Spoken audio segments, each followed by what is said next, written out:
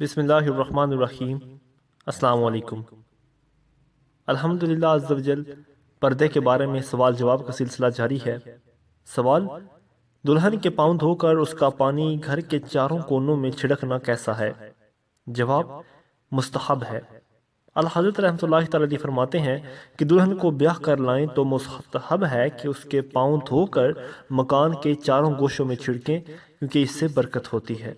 سوال: سنا ہے عورت پر جو پہلی نظر پڑی وہ معاف ہے، یہ کہاں تک درست ہے؟ جواب: وہ پہلی نظر معاف ہے جو عورت پر بے اختیار پڑ گئی اور فوراً ہٹا لی۔ قصداً ڈالی جانے والی پہلی نظر بھی حرام اور جہنم میں لے جانے والا کام ہے۔ اللہ تعالیٰ مردوں کو نگاہوں کی حفاظت کی تاکید کرتے ہوئے پارہ 18 سورہ نور کی آیت نمبر 30 میں ارشاد فرماتا ہے، ترجمہ: مسلمان مردوں کو حکم دو کہ اپنی نگاہیں نیچی رکھیں، اور مسلمان عورتوں کو حکم دو کہ اپنی نگاہیں کچھ نیچی رکھیں۔ نظر کے بارے میں حضور صلی اللہ علیہ وآلہ وسلم کی 4 احادیث مبارکہ۔ نمبر 1، حضرت سیدنا جریر بن عبداللہ رضی اللہ تعالیٰ عنہ روایت فرماتے ہیں کہ میں نے رسول اللہ صلی اللہ علیہ وآلہ وسلم سے اچانک نظر پڑ جانے کے متعلق دریافت کیا تو آپ صلی اللہ علیہ وآلہ وسلم نے ارشاد فرمایا کہ اپنی نگاہ پھیر لو۔ نمبر 2، سرکار مدینہ صلی اللہ علیہ وآلہ وسلم نے امیر المومنین حضرت مولا کائنات علی المرتضیٰ شیر خدا کرم اللہ تعالیٰ وجہ الکریم سے فرمایا کہ ایک نظر کے بعد دوسری نظر نہ کرو، یعنی اگر اچانک بلا قصد کسی عورت پر نظر پڑی تو فوراً نظر ہٹا لے اور دوبارہ نظر نہ کرے، کہ پہلی نظر جائز ہے اور دوسری نظر جائز نہیں۔ نمبر 3، رسول اللہ صلی اللہ علیہ وسلم کا فرمان فرت نشان ہے کہ جو مسلمان کسی عورت کی خوبیوں کی طرف پہلی بار نظر کرے، یعنی بلا قصد، اور پھر اپنی نگاہ نیچی کر لے، اللہ عز و جل اسے ایسی عبادت عطا فرمائے گا کہ جس کی وہ لذت پائے گا۔ نمبر 4، نبی رحمت صلی اللہ علیہ وآلہ وسلم کا فرمان خلاوت نشان ہے کہ حدیث قدسی ہے کہ نظر ابلیس کے تیروں میں سے ایک زہر میں بچھا ہوا تیر ہے، پس جو بھی شخص میرے خوف سے اسے ترک کر دے تو میں اسے ایمان عطا کروں گا جس کی مٹھاس وہ اپنے دل میں پائے گا۔ حجت الاسلام حضرت سیدنا امام محمد بن غزالی رحمۃ اللہ تعالی نقل کرتے ہیں کہ جو کوئی اپنی آنکھوں کو نظر حرام سے پر کرے گا تو قیامت کے روز اس کی آنکھوں میں آگ بھری جائے گی۔ حضرت علامہ ابو الفرج عبد الرحمن بن جوزی رحمۃ اللہ تعالی نقل کرتے ہیں کہ عورت کے محاسن یعنی حسن و جمال کو دیکھنا ابلیس کے زہر میں بچھے ہوئے تیروں میں سے ایک تیر ہے، جس نے نامحرم سے آنکھ کی حفاظت نہ کی اس کی آنکھ میں بروز قیامت آگ کی سلائی پھیری جائے گی۔ حجت الاسلام حضرت سیدنا امام محمد بن محمد غزالی رحمۃ اللہ تعالی فرماتے ہیں، جو آدمی اپنی آنکھ کو بند کرنے پر قادر نہیں ہوتا وہ اپنی شرمگاہ کی حفاظت بھی نہیں کر سکتا۔ حضرت سیدنا عیسیٰ روح اللہ علیہ نبینا علیہ الصلوۃ والسلام نے ارشاد فرمایا کہ اپنی نظر کی حفاظت کرو کہ یہ دل میں شہمت کا بیج بوتی ہے اور فتنے کے لیے یہی کافی ہے۔ حضرت سیدنا یحییٰ علیہ نبینا علیہ الصلوۃ والسلام سے پوچھا گیا کہ زنا کی ابتدا کیسے ہوتی ہے؟ آپ علیہ نبینا علیہ الصلوۃ والسلام نے فرمایا کہ دیکھنے اور خواہش کرنے سے۔ حضرت سیدنا فضیل رحمۃ اللہ تعالی علیہ فرماتے ہیں کہ شیطان کہتا ہے کہ نظر میرا پرانا تیر اور کمان ہے جو خطا نہیں ہوتا۔ اعلیٰ حضرت رحمۃ اللہ تعالی علیہ فرماتے ہیں کہ پہلی نظر بہکتی ہے، پھر دل بہکتا ہے اور پھر سطر بہکتا ہے، یقیناً آنکھوں کا قفل مدینہ لگانے ہی میں دونوں جہانوں کی بھلائیاں ہیں۔ حضرت سیدنا علاؤ بن زیاد رضی اللہ تعالیٰ عنہ فرماتے ہیں کہ اپنی نظر کو عورت کی چادر پر بھی نہ ڈالو، کیونکہ نظر دل میں شہوت پیدا کرتی ہے۔ سوال: اگر کسی کی آنکھ بہک جائے اور مرد عورت سے یا عورت مرد سے بدنگاہی کر بیٹھے تو کیا کرے؟ جواب: فوراً آنکھوں کو بند کر لے یا نظروں سے ہٹا لے، اور ممکن ہو تو وہاں سے ہٹ جائے اور اللہ تعالیٰ کی بارگاہ میں بسد ندامت گڑ گڑا کر توبہ کرے، اور اگر مرد کے ساتھ ایسا ہوا تو وہ اول آخر درود شریف کے ساتھ یہ بھی دعا پڑھے، اللہم انی اعوذ بک من فتنۃ النساء و عذاب القبر، یعنی اے اللہ عز و جل مجھے عورت کے فتنے اور عذاب قبر سے تیری پناہ چاہتا ہوں۔ جب بھی گناہ سرزد ہو جائے تو کوئی نیکی کر لینی چاہیے، مثلاً درود شریف، کلمہ طیبہ وغیرہ پڑھ لے۔ چنانچہ حضرت سیدنا ابو ذر غفاری رضی اللہ تعالیٰ عنہ فرماتے ہیں کہ مجھے نصیحت کرتے ہوئے نبی رحمت صلی اللہ علیہ وآلہ وسلم نے ارشاد فرمایا کہ جب بھی تجھ سے کوئی برا عمل سرزد ہو جائے تو پھر اس کے بعد کوئی نیک کام کر لے تو یہ نیکی اس برائی کو مٹا دے گی۔ میں نے عرض کی یا رسول اللہ صلی اللہ علیہ وآلہ وسلم کہ لا الہ الا اللہ کہنا نیکیوں میں سے ہے؟ تو فرمایا یہ تو افضل ترین نیکی ہے۔ یہ حدیث پاک پڑھ کر معاذ اللہ یہ کوئی نہ سمجھے کہ بہت زبردست نسخہ ہاتھ آ گیا، اب تو خوب گناہ کرتے رہیں گے اور لا الہ الا اللہ کہہ لیا کریں گے تو مٹ جائیں گے۔ خدا کی قسم یہ شیطان کا بہت بڑا اور برا وار ہے، اور اس ارادے سے گناہ کرنا کہ بعد میں توبہ کر لوں گا، یہ اشد کبیرہ یعنی سخت ترین گناہ کبیرہ ہے۔ مفسر شہیر حکیم الامت مفتی احمد یار خان نیمی رحمۃ اللہ تعالی فرماتے ہیں، سورہ نور کی صفحہ نمبر 376 اور سورہ یوسف کی آیت نمبر 9 کے تحت کہ توبہ کے ارادے سے گناہ کرنا کفر ہے۔ یہاں وہ لوگ بھی عبرت حاصل کریں کہ جو بعد میں معافی مانگ لینے کے ارادے سے بغیر اجازت دوسروں کی چیزیں استعمال کر ڈالتے ہیں، اور توبہ کے لیے ندامت بہت ضروری ہے، اور ندامت کے بھی کیا خوب انداز ہوتے ہیں۔ چنانچہ حضرت سیدنا کعب اخبار رضی اللہ تعالیٰ عنہ فرماتے ہیں کہ حضرت سیدنا موسیٰ کلیم اللہ علیہ نبینا علیہ السلام کے زمانے میں ایک مرتبہ قحط پڑا۔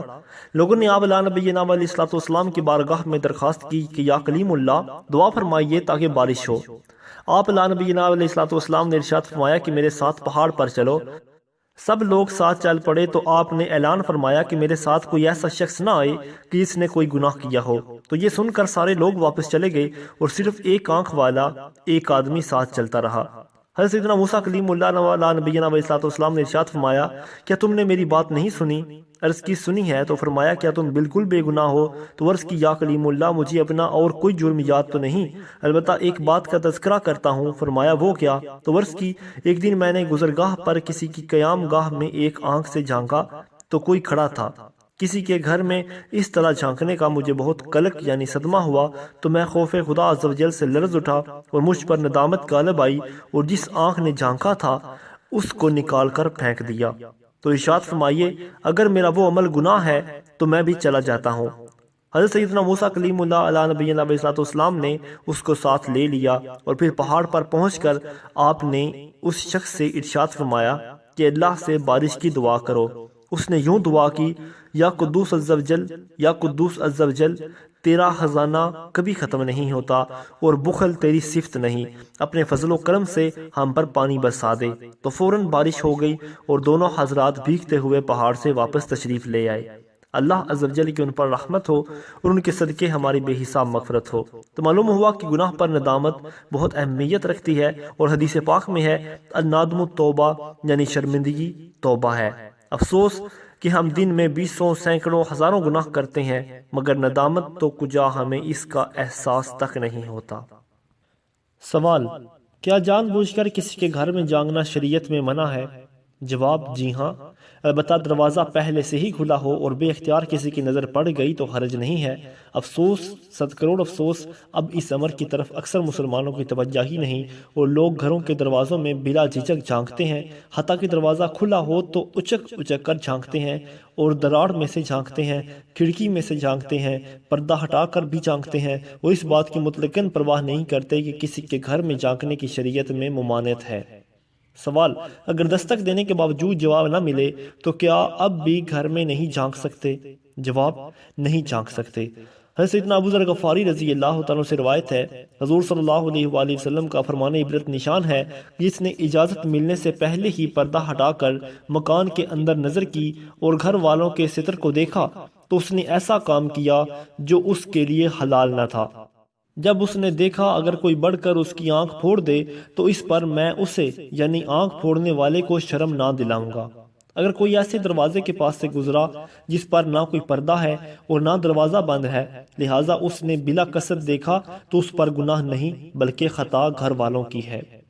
حضرت مفتی احمد یار خان نیمی رحمۃ اللہ تعالی علیہ حدیث پاک کے الفاظ اسے شرم نہ دلاؤں گا کے تحت فرماتے ہیں، یعنی آنکھ پھوڑ دینے والے کو نہ تو کوئی سزا دوں گا اور نہ ہی ملامت کروں گا، کیونکہ یہاں قصور اس جھانکنے والے کا ہے، اور یاد رہے کہ احناف کے نزدیک یہ فرمان عالی ڈرانے دھمکانے کے لیے ہے، ورنہ اس آنکھ پھوڑنے والے سے آنکھ کا قصاص ضرور لیا جائے گا۔ رب تعالیٰ نے فرمایا العین بالعین، آنکھ تو آنکھ کے بدلے میں پھوڑی جا سکتی ہے، نہ کہ تاک جھانک کے عوض۔ سوال: کیا گفتگو کرتے ہوئے نظر نیچی رکھنی ضروری ہے؟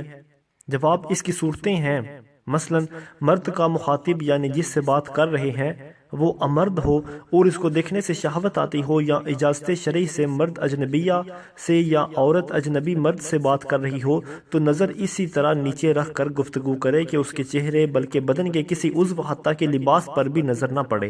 اور اگر کوئی مانع شرعی یعنی شرعی رکاوٹ نہ ہو تو مخاطب کے چہرے کی طرف دیکھ کر بھی گفتگو کرنے میں شرعاً کوئی حرج نہیں ہے۔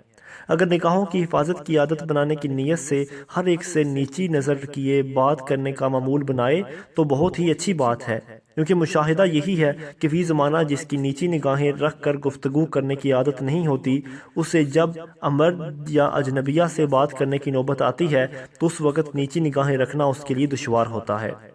سوال: رسول اللہ صلی اللہ علیہ وآلہ وسلم کے نظر فرمانے سے متعلق انداز بیان فرما دیجئے۔ جواب: حضرت سیدنا محمد بن عیسیٰ ترمذی علیہ رحمۃ اللہ القوی نقل کرتے ہیں کہ جب رسول اللہ صلی اللہ علیہ وآلہ وسلم کسی کی طرف توجہ فرماتے تو پورے متوجہ ہوتے، مبارک نظریں نیچی رکھتے، نظر شریف آسمان کی بجائے زیادہ تر زمین ہی کی طرف ہوتی تھی، اکثر آنکھ مبارک کے کنارے سے دیکھا کرتے تھے۔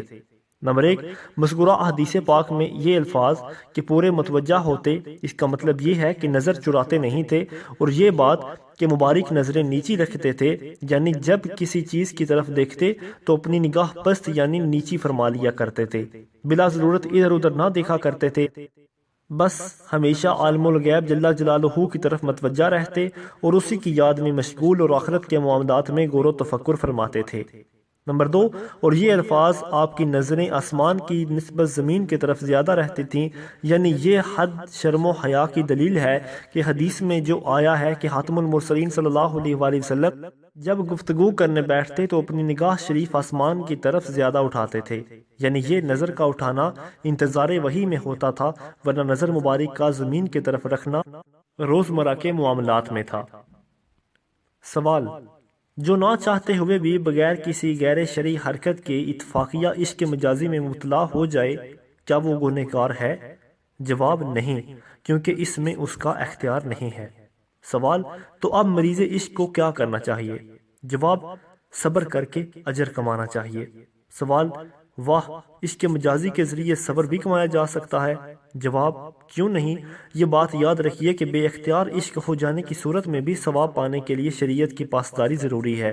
مثلا اگر مرد کی کسی غیر عورت پر اچانک نظر پڑ گئی اور فوراً نظر ہٹا لینے کے باوجود اگر وہ دل میں گڑ گئی اور اس کے بعد نہ قصداً اس کا تصور جمایا، نہ ہی ارادتاً اس کو دیکھا، نہ کبھی اس سے ملاقات کی اور نہ ہی فون پر بات کی، تو نہ اس کو عشق یا خط لکھا اور نہ ہی کبھی کوئی تحفہ بھجوایا، یا الغرض اس ہو جانے والی غیر اختیاری عشق مجازی کو ایسا چھپایا کہ کسی دوسرے پر کجا خود اس لڑکی کو بھی پتہ نہ چلنے دیا، تو ایسا عاشق صادق اگر عشق میں گھل گھل کر مر جائے تو شہید ہے۔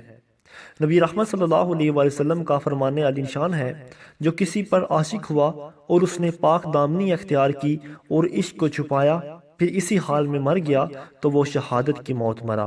تو دیکھا آپ نے کہ عاشق صادق کے لیے یہ شرائط ہیں کہ پاک دامنی اختیار کرے اور اپنے عشق کو چھپائے رکھے، تب وہ عشق میں مرا تو شہید ہے۔ سوال: تو کیا عاشق و معشوق کو آپس میں شادی کی شرعاً ممانعت ہے؟ جواب: اگر کوئی مانع شرعی نہ ہو تو شادی کر سکتے ہیں۔ یاد رکھیے، شادی سے قبل ملاقات، خط و کتابت، فون پر گفتگو و تحائف کا لین دین وغیرہ حرام اور جہنم میں لے جانے والے کام ہیں۔ بعض عاشق و معشوق والدین سے چھپ کر کورٹ میرج کرتے ہیں، اور اس طرح کرنے میں لازمی طور پر والدین کی دل آزاری اور خاص طور پر لڑکی کے والدین کی ذلت اور رسوائی ہوتی ہے، اور لڑکا اگر لڑکی کا کفو نہ ہو تو لڑکی کا والد یا ولی کی اجازت کے بغیر کیا جانے والا نکاح اصلاً ہوتا ہی نہیں۔ اپنے عشق مجازی کے لیے معاذ اللہ عز و جل حضرت سیدنا یوسف علیہ نبینا علیہ السلام اور زلیخا کے قصے کو دلیل بنانا سخت جہالت اور حرام ہے۔ یاد رہے کہ عشق صرف زلیخا ہی کی طرف سے تھا، اور حضرت سیدنا ابو یوسف علیہ نبینا علیہ السلام کا دامن اس سے پاک تھا، ہر نبی معصوم ہے۔ سوال: آج کل عشق مجازی میں شریعت کی کافی خلاف ورزی کی جاتی ہے، اس کی وجہ؟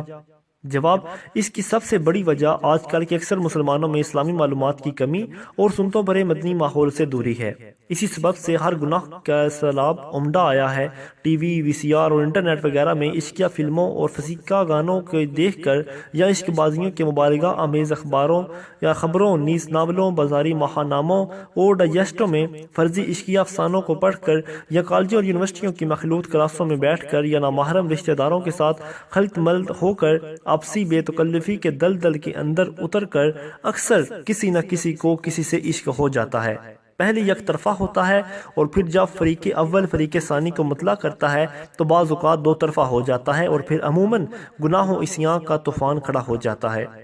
فون پر جی بھر کر بے شرمانہ بات بلکہ بے خجبانہ ملاقات کے سلسلے ہوتے ہیں، مکتوبات و سوغات کے تبادلے ہوتے ہیں، شادی کے خفیہ قول و قرار ہو جاتے ہیں، اور اگر گھر والے دیوار بنے تو بس اوقات دونوں فرار ہو جاتے ہیں اور بعض اخبار میں ان کے اشتہار چھپتے ہیں اور خاندان کی آبرو کا سرے بازار نیلام ہوتا ہے۔ کبھی کورٹ میرج کی ترکیب بنتی ہے تو معاذ اللہ عز و جل کبھی یوں ہی نکاح کیے بغیر، نیز ایسا بھی ہوتا رہتا ہے کہ بھاگتے نہیں بنتی تو خودکشی کی راہ لی جاتی ہے، اور ان چیزوں کی خبریں آئے دن اخبارات میں چھپتی رہتی ہیں۔ سوال: عشق مجازی کے اسباب اور اس سے بچنے کا طریقہ بیان کر دیجیے۔ جواب: اریانی اور فحاشی مخلوط تعلیم، بے پردگی، فلم بینی، ناولوں اور اخبارات کی عشقیہ و فسقیہ مضامین کا مطالعہ وغیرہ عشق مجازی کے اسباب ہیں۔ لاشعوری کی عمر میں ایک ساتھ کھیلنے والے بچے اور بچیاں بھی بچپن کی دوستی کی وجہ سے اس میں مبتلا ہو سکتے ہیں۔ والدین اگر شروع ہی سے اپنے بچوں کو غیروں بلکہ قریب ترین عزیز بلکہ سگے بھائی بہنوں تک کی بچیوں کے ساتھ اور اس طرح اپنی منیوں کو دوسروں کے منوں کے ساتھ کھیلنے سے باز رکھنے میں کامیاب ہو جائیں اور بیان کردہ دیگر اسباب سے بچانے کی بھی صحیح کریں تو اس کے مجازی سے کافی حد تک چھٹکارا مل سکتا ہے۔ بچوں کو بچپن ہی سے اللہ عز و جل اس کے پیارے حبیب صلی اللہ علیہ وآلہ وسلم کی محبت کا درس دینا چاہیے، اور اگر کسی کے دل میں حقیقی معنوں میں محبت رسول صلی اللہ علیہ وآلہ وسلم جاگزیں ہو گئی ہو تو انشاءاللہ عز و جل عشق مجازی سے محفوظ ہو جائے گا۔ سوال: نکاح کتنی عمر میں کرنا چاہیے؟ جواب: والدین کو چاہیے کہ جو ہی اولاد بالغ ہو ان کا نکاح کر دیں۔